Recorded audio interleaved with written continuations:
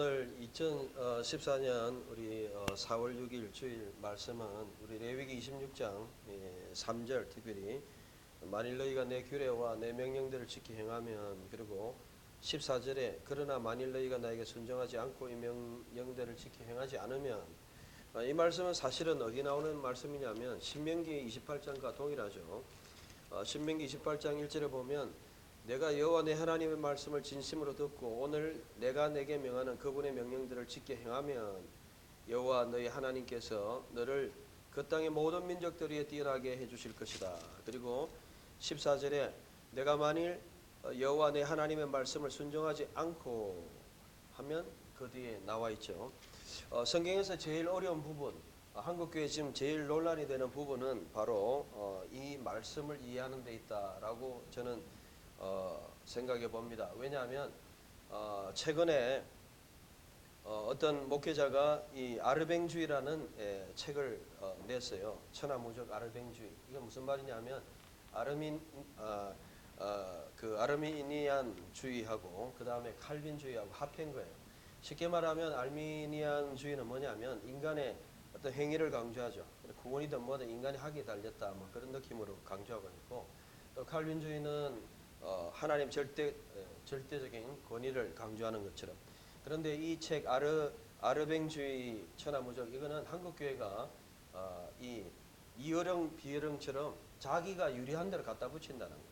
쉽게 말해가지고 죄는 지어놓고 하나님 예수는 그리스도 해가지고 구원받았다 자유하고, 죄에 대해서는 자유하고. 그래서 한국교회가 지도자들까지도 심각한 죄악에 빠져도 도대체 그 죄악이 죄악인 것처럼 돈 횡령을 해도 그렇고 또 간음을 해도 그렇고 하나님 앞에 치욕적인 일을 해도, 세상의 법정에서도 감옥 가는 일을 해도 용서하고, 또 상처에 대해서 잘못했다 말도 안 하고 개척하고, 이런 일들이 일어나고 있는데 그 현상을 비판한 책으로 볼 수 있습니다. 사실 이 문제는 심각한, 오늘 이 말씀과 말씀에 대해 심각한 것으로 볼 수 있습니다. 과연 우리는 어디까지, 예수님께서 요한복음 8장에 보면 가늠한 여인에게 사람들이 다 정죄할 때 예수님께서 하신 것은 정죄하지 않노라 하면서, 그러나 예수님 한 말씀 하셨습니다. 그 여인에게 나도 너를 정죄하지 않나, 그러나 너는 다시는 죄를 범치 마라 라고 했습니다. 오늘 우리가 성경을 잘못 읽으면, 성경을 너무 편협적으로 보면 우리가 마치 구원을 당연히 다 받은 것처럼, 나는 열심히 헌금하고 11조하고 신앙생활 했으니까 구원은 당연히 따놓은 거다, 따놓은 당상이다, 예수를 내가 믿었다, 내가 고백했다, 그렇기 때문에 따놓은 당상이다, 그거는 내가 그렇게 확신하는 것이고, 여러분 중요한 것은 하나님의 입장은 다를 수도 있다는 겁니다. 바로 그것이 마태복음 7장 21절에서 23절의 말씀이에요. 예수님께서 비유로 말씀하셨어요. 마지막에 많은 사람들이 주님 앞에, 이거는 제가 제일 두려워하는 말씀 중에 하나죠. 많은 사람들이 그날에 예언자 노릇, 예언하고 또 기적을 행하고 주의 이름으로 했다 그랬어요. 예수님의 이름으로 했다 그랬어요. 귀신을 쫓아내고 예언하고 선지자 노릇하고, 정말 그야말로 기적까지 행했다. 정말 이 예언자 노릇이라는 것은 말씀을 전한 목사를 이야기할 수도 있습니다. 예언자 노릇, 말씀을 전하는 게 예언자잖아요. 악령을 쫓아내고 축사하고 기적하고 능력을 나타내고 예수님의 이름으로 했는데 예수님께서 나는 너를 모르겠다라고 말씀하고 있죠. 거기서 예수님께서 내 뜻대로 한 자라야 아버지께, 내 뜻대로 행한 자라야 아버지께 판단받는다고 말씀하고 있습니다. 오늘 여러 가지 신학적인 문제 굉장히 복잡합니다. 인간의 한 면, 인간의 노력을 강조하느냐, 하나님 절대권을 강조하느냐. 여러분 한 가지 알아야 될 것은 신학이든 뭐든 전부 성경에서 나온 겁니다. 성경을 풀어주고 성경을 조직적으로 설명한 것에 불과합니다. 칼빈도 사실은 성경을 주석하고 나서 기독교 강요, 신학적인 기반을 가졌죠. 우리가 잘못 오해하면 성경을 먼저 이해를 해야 됩니다. 물론 그것을 풀이해야 되죠. 오늘 본문의 26장 레위기 3절에 보면 말씀을 지켜 행하면 복을 주고, 또 여러분들이 14절에 보면 순종하지 않으면 하나님께서 이 벌을 준다. 그래서 이 신명기에 보면 축복과 저주를 말씀하고 있어요. 이게 가장 어려운 말씀 중에 하나예요. 왜냐하면 어떻게 하나님을 믿는 사람이 저주를 받을 수 있는가? 이겁니다. 우리가 생각할 때는 우리가 예수를 믿으면 다 복을 받고 하나님의 은혜를 받는데 왜 갑자기 저주냐? 순종하지 않으면, 신명기 18장 15절에 순종하지 않으면 왜 저주냐? 이 켈랄라, 저주. 그래서 정말 오늘 우리가 이 말씀 말씀에서 배우는 것은 뭐냐면 결국은 우리가 말씀의 현재 위치에 서 있다는 겁니다. 물론 우리가 예수를 믿고 구원받았다 확신하죠. 천국 간다 확신하죠. 그런데 정말 그 모든 것은 하나님의 주권 속에 있다는 것을 우리가 알아야 돼요. 그러니까 중요한 것은 오늘 현재 위치에 내가 어디에 서 있느냐 이겁니다. 내가 하나님의 영생을 누리느냐. 영생은 이것이니 아버지와 아들을 아는 것이다. 지금 내가 영생 하나님을 믿는 것이다. 그리고 그 영생 하나님과 관계를 누리는 것이다. 요한복음 20장 31절에 하나님의 모든 말씀은 뭐 때문에 주신 겁니까? 예수 그리스도를 믿고 영생을 얻게 하는 것이에요. 영생을 여러분 누리고 있는 현재 상태가 중요한 겁니다. 내가 미래에 받을 것이다. 그건 하나님 아시는 거고 물론 성경에 약속하고 있지만 우리가 어떻게 인간이 자살하는 사람 지옥 갔다 우리가 어떻게 합니까? 모든 부분에서 우리가 하나님은 아니에요. 누가 구원받았다 안 받았다 그거는 하나님의 영역이고 우리가 하는 것은 그 말씀 앞에서 지금 우리가 구원을 누리는 것이죠. 오늘 이 레위기 26장이 그런 차원에서 우리는 보아져야 되는 것입니다. 사탄은 완전히 모든 영역에서 이 성경의 내용을 왜곡합니다. 그래서 계획주의자들은 토타 스크립줄라 성경 전체를 말씀해야 된다라고 하고 있죠. 항상 성경을 가지고 사탄이 처음에 창세기 3장에 보면 아담과 하와를 속이고 나서 어떻게 했습니까? 예수님이 하나님이 2장에 보면 먹지도 말아라. 먹는 날에는 너희가 정령 죽을 것이다. 그랬는데 하와가 하는 말이 있죠. 뭐라 합니까? 먹지도 말고 만지지도 마라. 이게 첨가했죠. 말씀을 약간 바꿉니다. 사탄도 약간 정말 만지지도 말라 하더냐 먹지도 말라 하더냐 의심을 줍니다. 그래서 사탄에게 꼬여서 창세기 3장에 보면 사실 하나님 말씀하고는 달라요. 그래서 우리가 3장을 잘 읽어보면 사탄은 말씀을 꼬아버리는 거예요. 오늘날도 이 성육신이다. 여러분 지금 자유주의 신학 중에 이상한 신학자가 나타나가지고 성경은 100% 하나님의 문학이다. 그리고 100% 하나님의 말씀이다. 이런 헛소리를 하고 있습니다. 그걸 잘 보니까 예수님께서 요한복음 1장 14절에 보면 하나님이 육신, 말씀이 육신이 되었다 그랬어요. 하나님이 인간이 되었다는 거예요. 성경은 인간이 하나님이 되었다는 말씀이 없어요. 예수님이 인간으로 오셨는데 어느 날 하나님 되어버린 그런 거 아니에요. 그래가지고 쓸데없이 인간의 정욕을 가지고 있었고 예수님이 욕심을 있었느냐 정욕이 있었느냐 그런 쓸데없는 신학자들까지 나서가지고 헛소리를 하고 있습니다. 여러분 성경을 안 읽어서 그래요. 여러분 신학자는 오류가 있을 수 있습니다. 칼빈도 조직 신학자들의 연구를 어떻게 했는지 모르겠는데 제가 시편 주석을 보다 보니까 칼빈도 히브리어 틀린 게 있더라고요. 제가 그걸 보면서 그래 유명한 신학자도 틀릴 수 있구나. 우리는 학자도 틀릴 수 있고 그렇습니다. 중요한 건 말씀이 뭐라고 말씀하느냐는 것입니다. 그래서 여러분들이 성경을 자세히 주의해서 읽어야 돼요. 하나님이 이 성경에서 뭐라고 말씀하느냐. 오늘 성경이 우리에게 말씀하는 것은 믿는 자라 할지라도 축복과 저주의 삶이 있다고 말씀하고 있습니다. 지옥 가는 문제는 그 다음 일이고 일단 현재에서 내가 하나님의 말씀대로 안 살 때는 축복과 저주의 불신자와 같이 그렇게 비참하게 살아갈 수 있는 삶이 있다. 그게 바로 레위기 26장이고 신명기 28장입니다. 우리는 생각할 때 예수 믿으면 내가 구원받았으니까 따는 당상이다. 예수는 그리스도, 우리는 하나님의 백성. 그래서 우리는 마음대로 살아도 되고 이제는 죄에 대해서 자유하다. 오늘 아침에 교회 오면서 신호등에 서서 제가 페이스북 잠깐 보니까 어떤 교회 무슨 정책에서 연구를 했는데 보니까 예수 믿는 청년들 조사를 해보니까 50%가 결혼하기 전에 성관계를 가졌다. 그걸 갖다가 이제 통계를 냈더라. 예수 믿는 사람이 50% 이상이라면 믿지 않는 사람은 윤리적으로 얼마나 더 하겠습니까? 오늘 장관을 하려고 그래도 자식들 그 거주지를 잘못 이렇게 위장 전입한 게 문제가 돼가 장관이 안 되는 경우도 있고 그런 상황입니다. 세상에서도 그 정도의 윤리를 요구합니다. 불법적인 탈법적인 그런 것을 요구합니다. 오늘 우리가 하나님 믿는다는 것은 오늘 많은 사람들이 지금 신학적으로 상당히 잘못 가 있다는 거예요. 속이는 거예요. 성경은 한쪽으로 치우치면 안 됩니다. 하나님 사랑이다. 그래서 우리가 마음대로 살아도 된다. 천만에요. 호세아 아모스에 보면 같은 시대의 선지자는 호세아는 사랑이다. 공의. 하나님은 공의를 물같이 정의를 하수같이 아모스 5장 24절에 말씀합니다. 오늘 요한복음 1장 14절에도 보면 예수님은 은혜와 진리가 충만하다 그랬어요. 은혜와 있는 게 아닙니다. 용서하고 우리를 사랑하고 구원해 주는 게 있는 게 아니고 진리, 말씀으로 하나하나 여러분을 책망하고 말씀으로 하나하나 우리 자신들을 돌아보게 하시는 겁니다.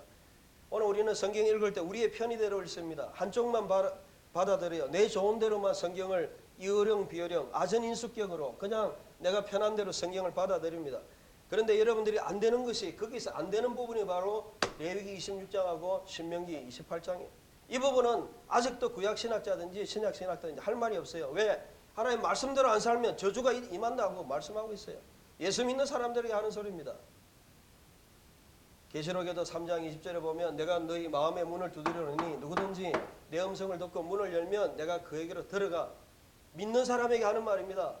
라오디게아 교회 성도들에게 하는 말이에요. 오늘 믿는 사람들도 예수님을 내 마음속에 모시지 않고 진정으로 예수님을 밖에서, 그래서 고린도전서 2장 3장에 보면 육신적인 삶을 사는 사람들이 있다고 말하는 겁니다. 오늘 예수를 믿어도 육신적인 삶을 살고 말씀대로 안 살고 영적인 신령한 삶, 즉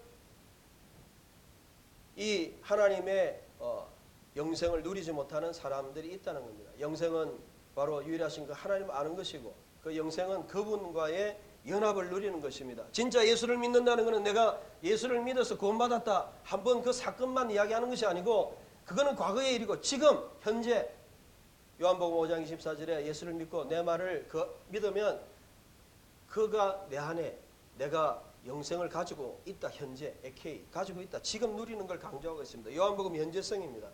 요한 1서도 마찬가지고 영생은 지금 일어나는 사건이라는 것입니다. 여러분들이 지금 누리면 반드시 가죠. 여러분 지금 하나님과 동행하는데 천국에 못 들어가겠어요? 그런데 문제는 내가 과거에 받았다. 그렇기 때문에 이제 내 마음대로 살아도 된다. 로마서 6장 1절 2절 아니라는 거죠. 우리가 그런데 무슨 말을 하려 죄를 지을 수 있겠느냐? 결코 그럴 수 없다. 바울은 말씀하고 있지 않습니까? 오늘 우리는 잘못돼 가고 있어요. 지금 하나님의 말씀을 편협적으로 내 중심적으로 내 마음대로 받아들이고 있는 그런 상황이 지금 전개되고 있습니다. 이건 신학의 문제이기도 하고 사탄의 역사이기도 합니다. 성경 말씀을 종합적으로 하나님이 원하시는 대로 하나님의 관점으로 받아들이지 않습니다. 그래서 교회가 세속주의에 빠져가지고 세상을 사랑하고 그리고 말씀을 안 지켜도 되고 주일날 하루 와서 내가 헌금 드리고 11조하고 하면 된다. 그건 종교생활이지 그게 어떻게 신앙생활입니까? 하나님과 동행하는 생활입니까? 여러분 정말 신앙생활이라는 것은 주님과 동행하는 영생을 누리는 생활을 이야기하는 겁니다. 오늘 이 성경의 말씀을 보세요. 레위기 26장에 너희가 내 규례와 명령들을 지켜 행할 때 하나님이 육적인 복과 영적인 복을 내려주신다. 그렇지 않으면 하나님의 백성이라도 정말 저주와 같은 삶을 누리게 된다. 정말 받게 된다라고 말씀하고 있죠. 실제로 이스라엘 백성들은 그런 삶을 살았습니다. 신명기 28장의 말씀을 쭉 보면 하나님 말씀대로 안 살았을 때 그들이 어떠한 결과를 초래했습니까? 세상의 조롱거리가 되고 불신자의 종살이를 당하게 되고 결국 포로로 잡혀가게 되는 성경 말씀 그대로 역사가 일어났어요. 또 가뭄이 임하고 육신적인 그리고 굉장히 힘드는 생활을 하게 되고 성경에 다 말씀하고 있어요.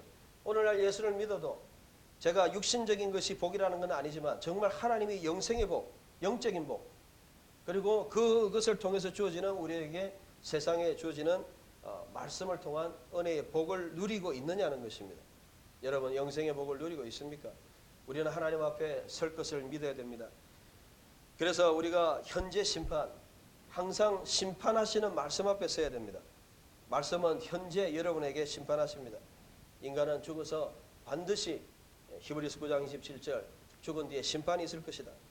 그리고 요한계시록 20장 11절에 15절에 마지막 날에 백보자 심판대 앞에서 모든 여러분이 행한 대로 우리가 하나님 앞에 정말 심판을 받을 것이다 라고 말씀하고 있습니다. 우리는 미래의 심판이 있습니다. 미래 하나님께서 우리에게 행한 대로 다 심판합니다. 제가 한 번은 어떤 검찰청에서 연락이 왔어요. 어떤 사람의 죄악에 대해 참고해달라. 그래가지고 거기에 대해서 갔는데 그 사람의 죄악이 한 이 정도 파일이 돼 있는 한 사람의 죄악, 횡령과 그런 문제에 대해서 저는 참고로 그냥 가서 이야기만 해주는 거예요. 여러분 한 사람의 죄악에 대해서 이렇게 쌓아놨는데 여러분의 죄악들 한번 쌓아볼까요? 네? 마지막에 정말 우리가 왜 그럼 그리스도인들이 죄를 짓는가? 첫째는 우리가 생각을 좀 신학이나 말씀에 대해서 잘못하고 있어요. 그리스도의 이 누리는 삶을 그게 중요성을 모르는 거예요. 생각이 잘못되고 죄를 지으면 실제로 손해가 와요. 어떤 손해가 오느냐? 죄를 지으면요. 죄의 삭선 사망이라고 그랬어요. 하나님과 관계가 단절됩니다. 미가서 3장에 보면 하나님의 예언자들, 하나님의 선지자들도 영적인 어둠이 온다 그랬어요. 죄 짓는 사람들의 특징은 하나님을 믿는 사람이라 할지라도 죄를 지으면 암흑과 같은 하나님과의 관계성 단절이 옵니다. 마음의 평강이 없습니다. 그분이 회개하고 정말 돌이키기 전에 하나님 앞에 변화되기 전까지는 자기는 뭐 하나님과 관계를 가진다 하지만은 진짜로 그 마음속의 영적인 관계가 끊어지게 되는 것이 현실이에요. 현실적인 문제입니다. 죄를 짓는 게 손해라는 거 알아야 돼요. 여러분들이 차 타고 가다가 범법하면은 카메라 찍혀가지고 돈 날라오면 예전에 우리 그 전도사님 여기 있을 때 터미널에 잠시 됐어요. 나는 몰랐어요. 거기 세탁소 맡긴다고 한 뭐 5분 10분 빨리 나왔으면 괜찮았을 건데 되고 있었는데 나왔는데 나는 차 세워주고 했는데 벌금이 4만 원 이상 나왔다. 본인이 물으시는 것도 아니고 내가 실제적으로 내야 되는 거예요. 뭘 이야기합니까? 우리가 어쨌든 범법하면 현금으로든 뭐든 우리에게 실질적인 손해가 온다는 겁니다. 여러분이 하나님 말씀대로 안 살면 여러분의 삶에 엄청난 손해가 오는데 그걸 저주라고 말합니다. 성경에서 켈랄라 히브리어로. 오늘 예수 믿는 사람들은 이러한 삶이 없느냐는 겁니다. 오늘 많은 사람들은 그래서 난 구원받았다. 나는 뭐 주일날 한 번 가가지고 회개하면 된다. 예수는 그리스도 해놓고 막 삶은 그냥 정말 형편없이 사는 사람들이 많은 교회의 오늘날 삶. 그리고 목회자들까지 그렇게 살아놓고 하나님은 은혜다. 가서 용서해준다. 그런 식으로 하나님을 믿으니까 세상이 지금 욕한다는 거예요. 정말 우리는 이 시대에 내가 무엇을 믿고 무엇을 어떻게 살고 어떻게 하나님 앞에 내가 기도하고 살아가느냐 정확하게 여러분들이 보여줄 때가 되었다는 겁니다. 여러분 무엇을 믿습니까? 다행히 우리는 교회에서 신앙 고백하죠. 하지 않습니까? 십계명 읽어요. 우리가 무엇대로 사느냐. 여러분 말씀대로 살아야 된다는 거예요. 정말 이 십계명 말씀대로 하나님 중심적으로 살고 이웃 사랑하는 삶을 산다. 내가 이렇게 산다. 그리고 맨 마지막에 우리가 주기도문 찬양하지 않습니까? 이렇게 내가 바라고 하나님의 나라를 위해서 하나님의 영광을 위해서 그렇게 기도하고 그게 가장 신앙의 핵심이라는 거예요. 내가 무엇을 고백하고 내가 무엇을 살고 무엇을 바라고 사느냐 진짜로. 오늘 우리는 신앙생활을 다시 한번 돌아봐야 됩니다. 신학적으로 이 참 사탄이 역사해가지고 모든 걸 지금 변질시키고 있는 거예요.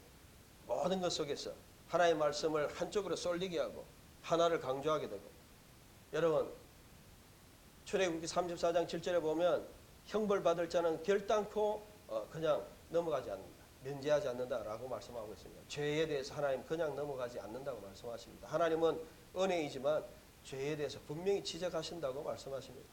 여러분의 모든 삶은 현재 내가 주님과의 어떤 관계를 가지고 있느냐. 정말 하나님의 말씀은 예레미야 23장 29절에 보면 부수는 망치와 같다 그랬어요. 하나님의 말씀은 우리에게 정말 길과 진리의 생명으로 우리에게 생명도 주시지만 망치까지 다 부숴버린다. 항상 우리는 두 가지를 동시에 봐야 됩니다. 우리는 한 가지에 치우치기 쉬워요. 우리는 그냥 편협적으로 우리의 의에 빠지기 쉽고 그냥 우리는 구원을 받은 당상 구원을 다 받았으니까 내 마음대로 살아도 된다 생각하고 성경 말씀은 항상 두 가지를 다 말씀하고 있어요. 우리가 죄를 용서해 주시는 하나님이 있지만 죄를 책망하시고 오늘 본문과 같이 우리가 하나님 말씀을 따라 살 때에는 하나님이 약속하시는 복을 누리지만 말씀대로 살지 않을 때는 하나님 반드시 그 말씀의 그러한 책임을 우리에게 요구한다고 말씀합니다. 바로 이것이 영생이라는 것입니다. 우리는 모든 사람들이 하나님 앞에 설 것입니다. 여러분 구약에 보면 레위 제사장도 레위기 16장 11절에 보면 자신을 위해서 죄를 회개하는 제물을 드렸어요. 오늘 목회자들이 제일 문제는 뭐냐면 목회자들이 살아라 해놓고 마치 어떤 의사가 그런 경우 실제로 있더라고요. 암 전문인데 자기가 암이 걸렸어요. 왜 암이 걸렸을까? 자기에 대해서는 관심을 많이 못 가져서 그랬죠. 너무 바빠가지고 자기는 정기검진 안 하니까 사람들에게는 이렇게 조심하고 이렇게 조심하고 따뜻한 물 먹고 뭐 관리를 하라 했는데 정작 자기는 얼마나 불쌍한 의사입니까? 목회자도 동일합니다. 사람들에게는 이렇게 살아라 하나님 말씀으로 정말 영적으로 하나님 관계를 가지고 구원을 받아내는 거 정작 자기는 암 걸려가 죽어버린 그 사람과 뭐가 다르다는 것입니까? 저는 이 패러다임이 바뀌고 나서부터 제 마음속에 기쁨이 충만한 거예요. 예전에는 성도들이 많고 그 사람들이 변화되는 거기에 기쁨을 얻었어요. 그거는 주님이 기쁨을 얻는 거고 그것도 중요하지만 더 중요한 것은 내가 예배드리는 내가 오늘 이 시간에 하나님 앞에서 예배를 드림으로 기쁨으로 내가 예배를 드리고 나의 예배를 통해서 진짜 하나님 영광을 받고 계신가, 그게 초점을 맞추고 내 자신이 먼저 그게 느끼니까 마음의 기쁨이 생기더라고요. 사람들이 예배드리는 건 두 번째고, 여러분 교회는 하나입니다. 오늘 한국 교회가 교회는 하나예요. 여러분들이 지금 드리는 교회도 하나고, 큰 교회 뭐 한국에 있는 모든 수천 명, 수만 명, 수십만 명 모이는 교회도 하나고, 우리는 한 교회 하나님을 섬기는 거예요. 우리가 지역에서 예배드리는 것에 불과한 거예요. 우리는 하나님을 섬깁니다. 그러므로 우리는 정말 하나님 중심적으로 우리가 모든 것을 나아가야 됩니다. 성경을 여러분들이 읽어야 됩니다. 매일매일. 이제는 목사님 설교만 듣고 새벽기도 나가고 주일날 하루 설교 듣고 그 설교만 듣고 여러분들이 신앙생활하면 젖 먹는 신앙생활이라 그랬습니다. 바울이. 언제까지 젖만 먹을 거냐. 베드로서에도 마찬가지고 언제까지 젖만 먹을 거냐. 애가 맨날 젖만 먹으면 자랍니까? 밥을 먹어야죠. 고기 먹어야죠. 또 우리 청년들 되면 자기 스스로 챙겨 먹어야 되죠. 지가 밥 안 차리면 누가 차려줍니까? 자기가 챙겨 먹어야죠. 국도 끓이고 해서. 여러분 그렇습니다. 오늘 우리는 날마다 말씀을 읽어야 됩니다. 하나님이 이 성경에서 예수 그리스도를 믿게 하고 영생을 얻게 하고 생명을 누리게 하도록 이 성경은 신학 책이 아닙니다. 이 성경은 목회자들이 성경을 가지고 장사하는 장사책이 아니에요. 동대문에 골라 하는 그런 책이 아니에요. 이 책은 모든 사람으로 하여금 구원을 주시고 우리에게 생명을 주시는 책이다. 내가 이 책을 안 읽으면 내 생명, 내가 죽음으로 이른다. 여러분이 스스로 이 말씀을 읽고 매일매일 묵상해야 되는 거예요. 목사님 통해서, 전문가를 통해서, 신학자를 통해서 좀 더 바르게 배우는 거지, 여러분 자신이 먼저 이 말씀을 날마다 묵상하고 여러분 말씀 앞에서 내 자신을 비추고 살아가야 돼요. 그렇지 않으면 여러분들도 오늘 이 말씀처럼 26장 14절처럼 순종하지 않고 행하지 않으면, 언약을 어기면, 하나님 말씀대로 살지 않으면 오늘 여러분에게 많은 저주와 성경에서 약속하고 있는 저주를 경험할 수밖에 없다는 것입니다. 말씀은 심판의 말씀입니다. 오늘 말씀은 심판의 하나님으로 우리에게 다가오십니다.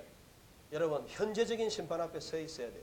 마지막 심판은 하나님이 예수 그리스도를 통해서 우리를 봐주시지만, 마지막 심판, 과거에도 이미 심판하셨어요. 시대에 심판하셨고, 노아의 영화와 같이 인간이 죄악의 관영에서 하나님께 이르렀을 때 그 시대를 심판했습니다. 아수르가 죄악을 많이 저질러가지고 너무너무 죄악이 팽배하고 하나님께 이르렀을 때, 그때 하나님이 아수르를 심판하시고자 요나를 보냈어요. 회개해서 살아남았어요. 그러나 100년이 지나고 763년 BC 이후에 612년 아수르는 결국 그때 바벨론에게 멸망하게 됩니다. 우리는 하나님 앞에 회개하고 말씀 앞에 우리 자신들을 돌아봐야 됩니다. 늘 말씀 앞에 순종해야 됩니다. 성경은 왜 주셨는가? 여러분이 이것을 통해서 생명을 얻게 하고 정말 내 자신이 구원받게 하고 영생을 누리게 하고, 정말 죄 짓는 것은 손해구나. 죄를 지으면 영적으로 하나님과 이런 밀접한 관계를 가지지 못하는구나. 죄를 지으면 내 마음속에 기쁨이 없구나. 평안이 없구나. 죄를 지으면 결코 나한테 유익한 것이 하나도 없구나. 성도들이 이걸 깨닫는다면 왜 죄를 지으려 하겠어요? 왜 교회에 와서 종교생활처럼 마음대로 살다가 그냥 주님이 나의 무슨 그냥 뭐 샴푸입니까? 비누입니까? 물론 하나님이 우리의 죄를 용서해 주시는 건 사실이지만 값싼 은혜로 전락시켜버리고 성경을 왜곡시키고 한 가지의 면만 강조시키고 있는 이런 잘못을 오늘 하고 있다는 것입니다. 여러분 오늘 말씀을 보십시오. 여러분 정말 하나님의 말씀대로 명령을 지켜 행하고, 그리고 14절 말씀처럼 그렇게 지켜 행하지 않는, 지켜 행할 때 주시는 그런 복을 누리고 있습니까? 마지막 심판 때 하나님께서 정말 우리를 모든 자, 교회까지도 심판하십니다. 성경에 보면 이스라엘 백성들까지도 심판을 받았어요. 오늘 우리는 이런 말씀을 두려워해야 됩니다. 바울은 빌립보서 2장 12절에 구원을 이루라 그랬어요. 구원 받은 것이 끝이 아니고 이제 계속적으로 지속적으로 끊임없이 주님 앞에 설 때까지 구원의 이러한 과정을 밟아가야 된다는 것입니다. 말씀의 결론을 냈습니다. 여러분들은 하나님의 백성으로 순종할 때 하나님의 모든 복을 누리고 체험할 수 있습니다. 내가 예수를 믿고 정말 주님께서 여러분을 위해 죽으시고 그래서 예수를 입으로 고백하며 시인하면 하나님의 백성이 됩니다. 그런데 우리가 성경을 모르기 때문에 그 다음 끝난 것이 아니고 지속적으로 시인하고 예수님 없이는 못 살아간다. 정말 내가 오늘 세상을 살아가는데 그러한 심판과 어려움과 죄 가운데서 주님의 도움 없이는 안 된다. 계속 주님을 필요로 하고 주님과 함께 동행하는 그게 바로 영생의 삶이라는 것입니다. 이런 것이 중심이 되지 않고 천국 가느냐 안 가느냐. 여러분 축구를 이기냐 졌느냐. 실력이 좋은 사람도 질 수도 있어요. 그러나 중요한 건 그 실력이 중요한 거예요. 여러분 정말 내가 주님과 함께 동행하는 삶에서 사탄을 이기고 세상을 이기고 죄를 이기고 내가 하나님 앞에 현재 어떤 상태로 서 있는가, 영생을 누리고 있느냐. 현재 한국교회가 바뀌어야 될 것은 바로 그겁니다. 마태복음 28장 19절 20절에 보면 내가 분부한 모든 것을 가르쳐 지켜야 되는 거예요. 지키도록 가르쳐야 되는 겁니다. 모든 것, 성경 전체를 가르쳐야 돼요. 신학도 지금 하나님을 가르쳐야지 자꾸 인간적인 거 가르치고 있는, 인간의 문학으로 가르치고 있는 이러한 신학, 하나님이 완전히 부술 것입니다. 사탄은 항상 인간이 너 하나님같이 될 수 있어. You can be like God. 하나님같이 될 수 있어. 그리고 바벨탑 쌓을 때도 정말 참 우리가 하나님 대적하자, 우리 이름 내자, 인간을 높이려고 해요. 항상 죄악에는 사탄이 숨어있고 아담과 하와에게도 먹지도 말고 만지지 말고 막 자기 나름대로 이야기하고 말씀을 왜곡시키고 또 예수님의 시험에도 사탄이 와가지고 항상 그 말씀 가지고 다 유혹한 거예요. 뛰어내리라, 그 다음에 떡덩이가 되게 하라, 뭐 전부 심지어는 경배하라, 전부 말씀을 가지고 시험했어요. 성경을 말하지 않는 이단은 이단도 아니라 그래요. 오늘 우리가 정말 하나님의 이 복음주의, 개혁주의 안에도 엄청나게 이 말씀이 잘못 왜곡되어 있고 강조되어 있고, 그래서 칼빈은 정말 개혁주의자들은 전적인 말씀, 성경의 어느 한 가지를 강조하면 결국은 성경을 망쳐요. 신약의 예수 그리스도가 핵심이지만 구약의 말씀을 다 같이 봐야 되는 거예요. 신약 성경만 봐서는 안 되죠. 하나님 사랑이기 때문에 호세아 하나님 사랑이다. 동일한 아모스 하나님의 심판하시고 때리신 하나님. 하나님의 말씀은 생명이다. 신명기 32장 47절. 그러나 하나님의 말씀은 예레미야 23장 29절에 하나님의 말씀은 부수는 망치다. 우리를 때리고 부순다. 쳐부순다. 그래서 예수님의 모든 산상수훈의 결론은 말씀 위에 서 있어야 됩니다. 여러분들이 다른 거 다 신학 좀 몰라도 돼요. 물론 모르라는 게 아니라 알아야 되지만 몰라도 구원받는 데 지장이 없을 수 있어요. 평신도들이 어떻게 신학을 다 합니까? 적어도 우리가 주기도문, 사도신경, 그리고 십계명, 그 말씀 믿고 그대로 살면 구원받는 데는 큰 지장이 없을 수 있습니다. 오늘 우리는 다시 한번 돌아가야 됩니다. 어디로? 말씀으로. 말씀의 전체적인 이 말씀으로 돌아가서 우리의 생각대로가 아니고 이 하나님의 영생을 누리는 여러분 되시기를, 심판의 말씀 앞에 늘 서고 미래에 대해서 말장난하지 말고 성경 가지고 장난치지 말고 성경 가지고 자기 생각 변화하지 말고 진짜 말씀 앞에, 성경은 하나님 말씀이잖아요. 말씀 앞에 우리 자신을 쳐서 복종시키는, 우리는 하나님 앞에 순종하는 삶으로 그 영생을 누리는 여러분 되시기를 주의 이름으로 축원합니다. 이 시간에 한번 우리 한번 같이 기도했으면 좋겠습니다. 특별히 하나님 그렇습니다. 제가